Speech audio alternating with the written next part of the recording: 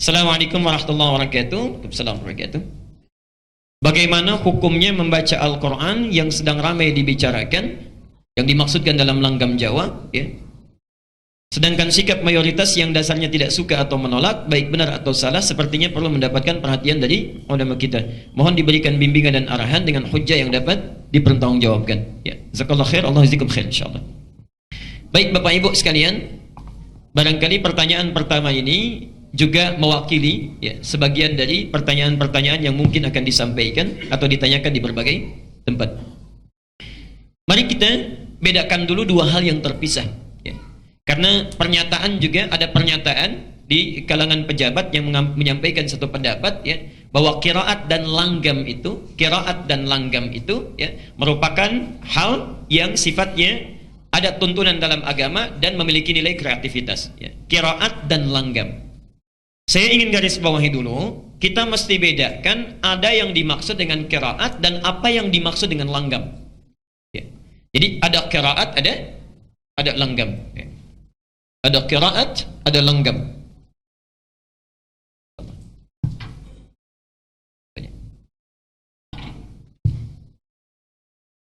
Ada qiraat,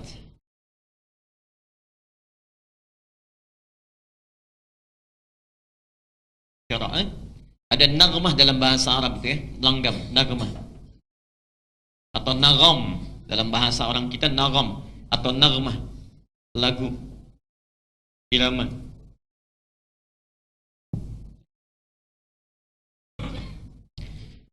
Dua hal ini antara qiraat dengan naghmah itu dua hal yang terpisah, tidak sama.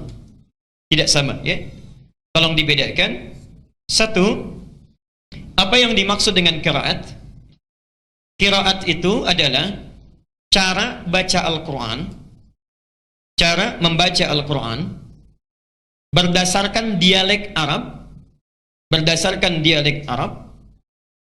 yang telah ditetapkan oleh Rasulullah sallallahu alaihi wasallam.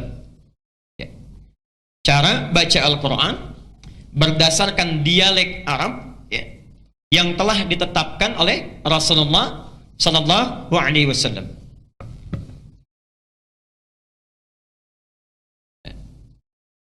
Teruskan sebentar. Bapak Ibu sekalian, saya ingin berikan pengantar sebentar.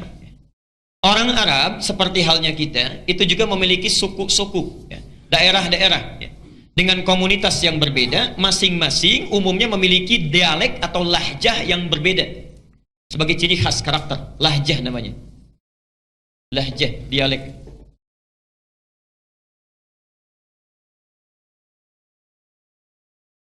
Misal, ya, tidak hanya satu lahjah, tidak hanya satu dialek. Ya.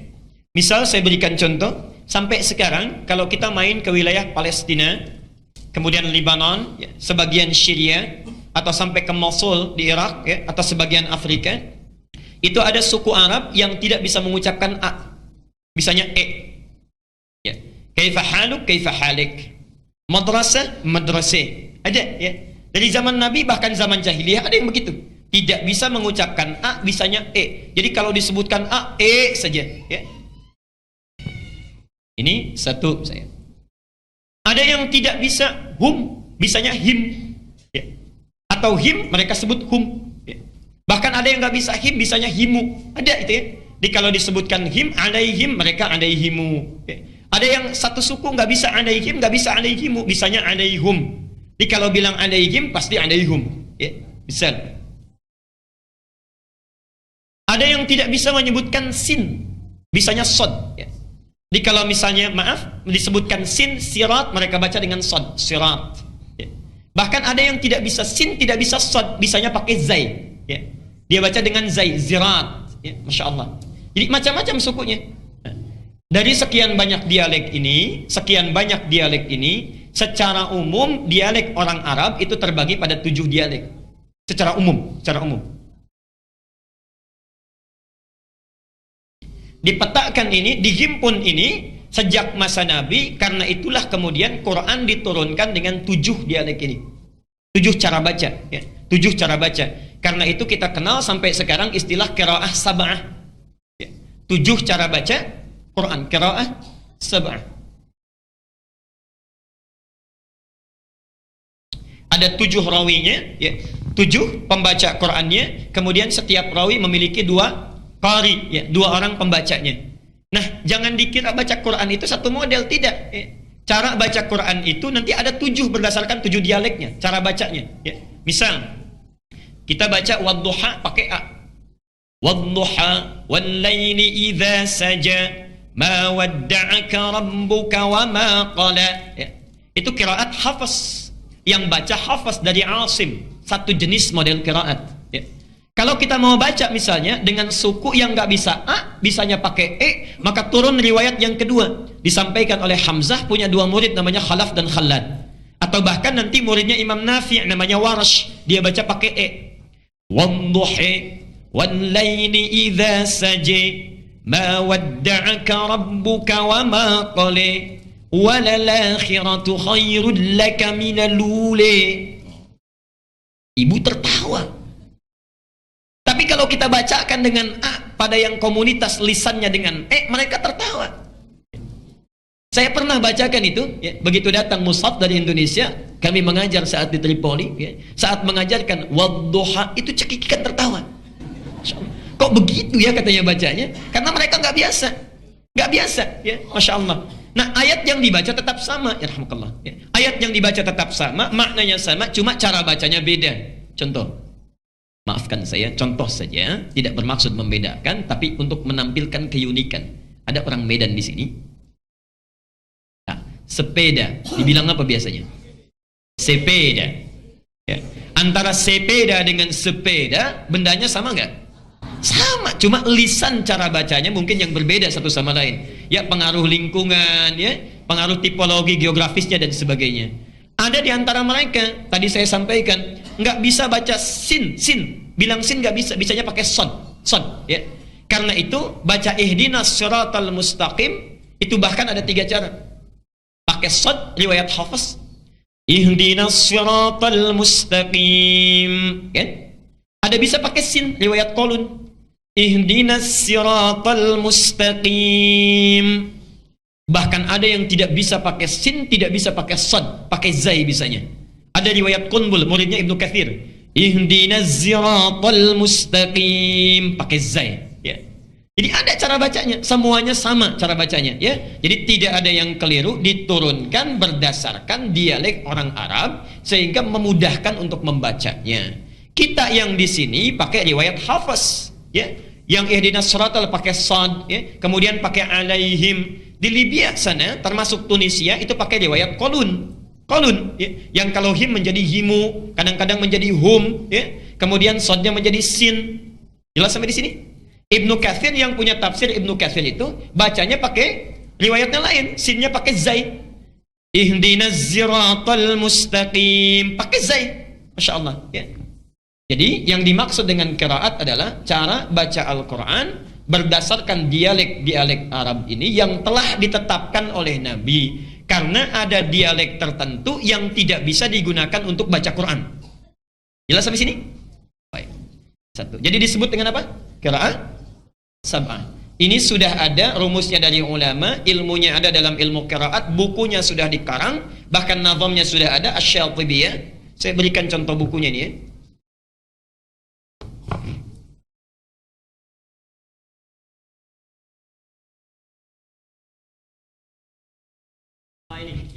Ini contoh bukunya. Yang qiraat sab'ah dari Al-Fatihah sampai dengan An-Nas, ya. Bagaimana cara bacanya? Nanti ada yang sama, ada yang beda cara bacanya.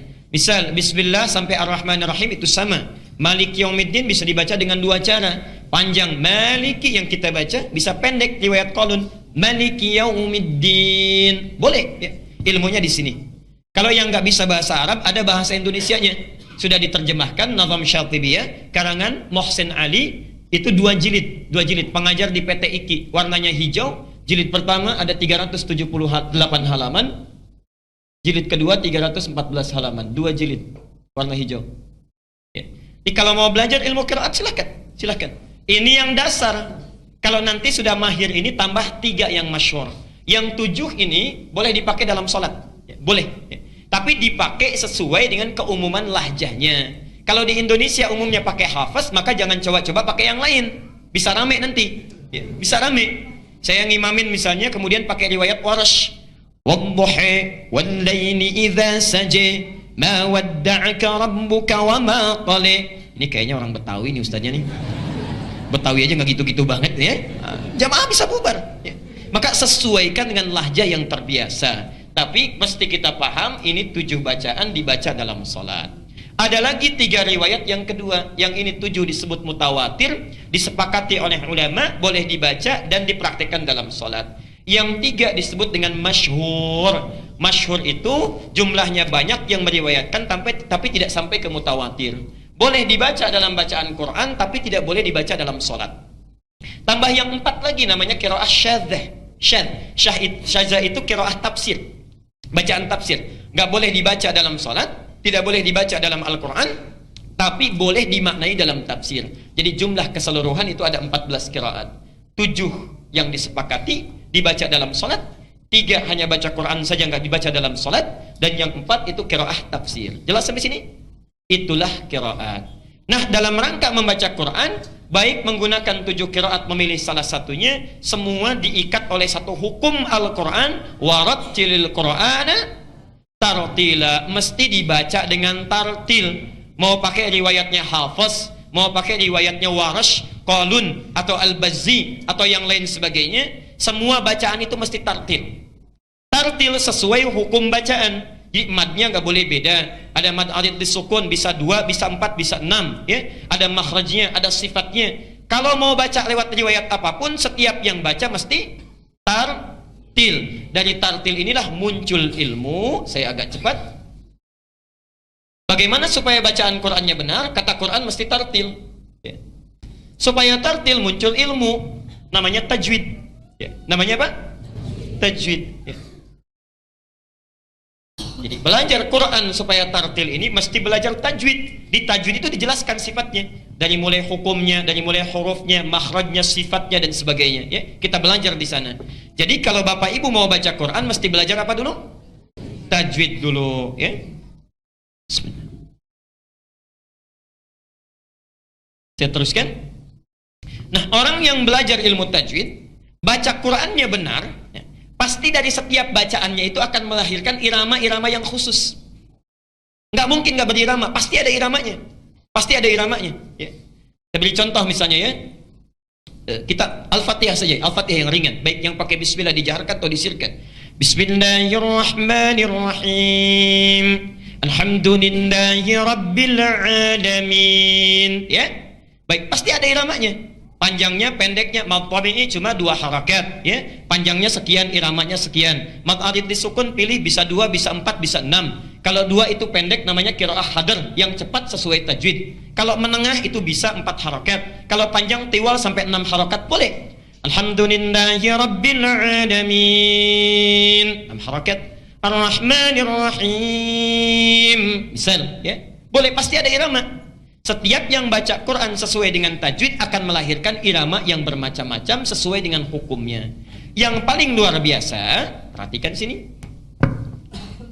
Irama yang muncul saat baca qiraat ini, subhanallah, adalah irama yang sangat khusus yang memiliki karakter sesuai dengan pembacanya dan sesuai dengan latar belakangnya. Ini yang paling luar biasa. Jadi Anda akan menemukan satu-satunya bacaan yang dibaca dengan irama yang khusus, walaupun satu daerah, itu cuma Quran. Cuma Quran. Contoh, orang Jawa dengan orang Palembang dengan orang Sunda, lain kan kalau baca Quran? Baca Qurannya akan lain. Gak usah pakai lagu, akan muncul lagu dengan sendirinya. Kalau panjang pendeknya betul akan keluar. Orang tua dulu dengan yang sekarang itu akan lain. Orang Cina baca Quran dengan orang Jepang akan lain. Akan lain nadanya, tapi tajwidnya semua sama. Jangankan mereka, sama-sama orang Arab saja lagunya bisa beda, iramanya bisa lain. Alhamdulillahi rabbil alamin. Misal Alhamdulillahi rabbil alamin. Sudah lain lagi. Antara Syekh Sudais dengan Mishair Rasid sudah lain. Al-Ghamidi lain lagi ya, Masya Allah. Itu semua orang Arab semuanya. Dan tidak ada masalah. Tidak ada masalah. Nah, yang demikian itu disebut dengan nagmah yang muncul lewat bacaan qiraat sesuai tajwid. Jadi bacaan tajwid yang baik saat membaca Quran akan melahirkan nagmah tersendiri. Jelas sampai sini? Baik. Satu kaidah pertama.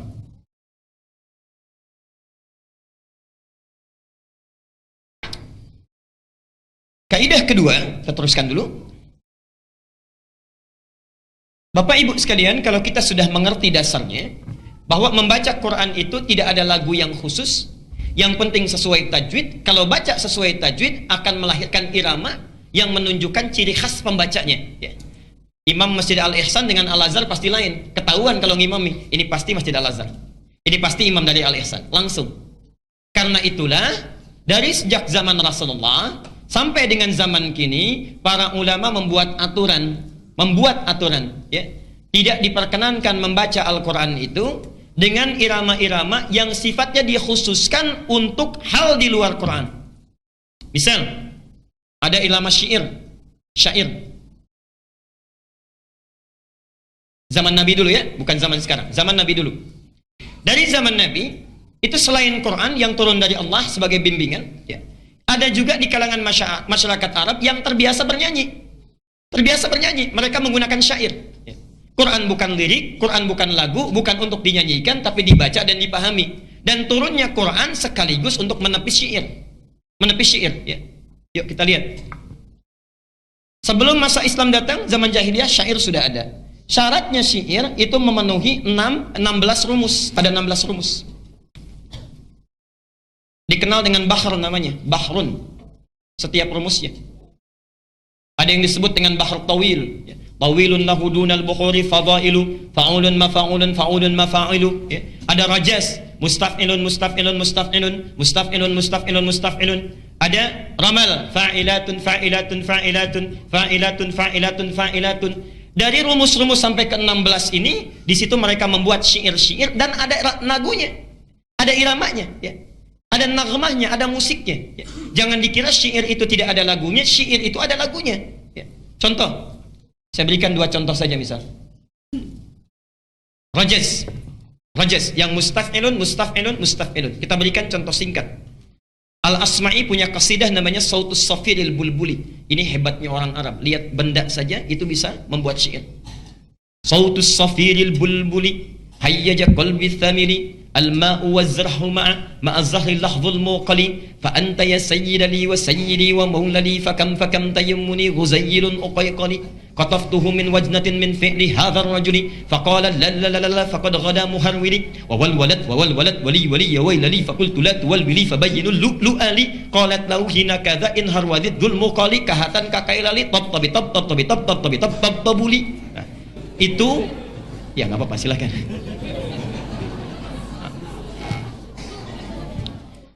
Itu yang mereka karang untuk menyanyikan supaya unta itu biasanya jalannya cepat, ya.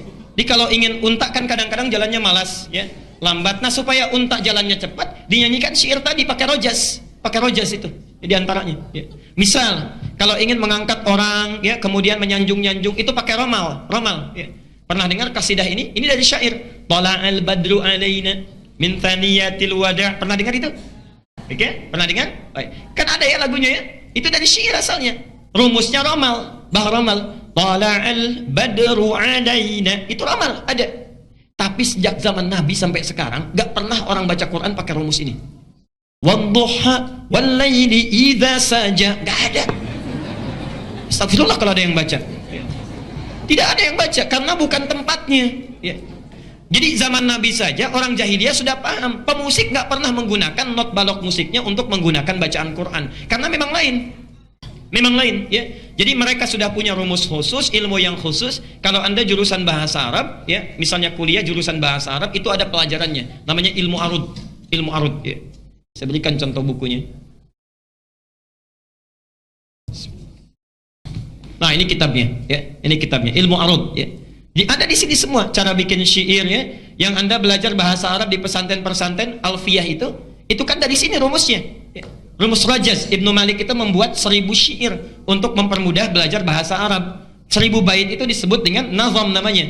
Kalamuna lafdhun mufidun kastaqim wasmun wa fi'lun thumma harfunil kalim wahiduhu kalimatun wal qawlu am wa kalimatun biha kalamun qad yu'am bil jarri wat tanwini wan nida wa al wa musnadin lil ismi tamyizun hasal bita fa'alti fa'altu atat wa ya if'ali wa nun iqbalanna fi'lun yanjali. Ada semua, ya.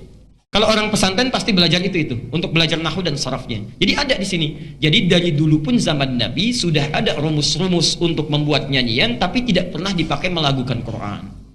Karena itulah sepakat para ulama, perhatikan, lagu-lagu yang sekiranya dikhususkan nagmah atau langgam dalam bahasa kita, yang dikhususkan diketahui menjadi ciri khas musik tertentu, dipergunakan pada hal tertentu, maka tidak boleh diperkenankan untuk dijadikan bacaan Quran. Karena itulah di awal abad ke-20 para ulama ahli qiraat berkumpul memilih jenis-jenis nagmah untuk dipelajari yang tidak pernah digunakan pada musik. Muncullah pertama kali alirannya di Mekah, disebut dengan aliran Makawi atau Makki, Makki atau Makawi. Insyaallah. Ada jenis nagmahnya. Ya. Misal, kita pernah dengar misalnya ada nada-nada Hijaz, ya, Nahawan, ya, dalam baca Quran. Dalam baca Quran ada Hijaz, ada Nahawan dan sebagainya, ya. Itu asalnya dari Mekah, awal abad ke-20. Disempurnakan di Mesir.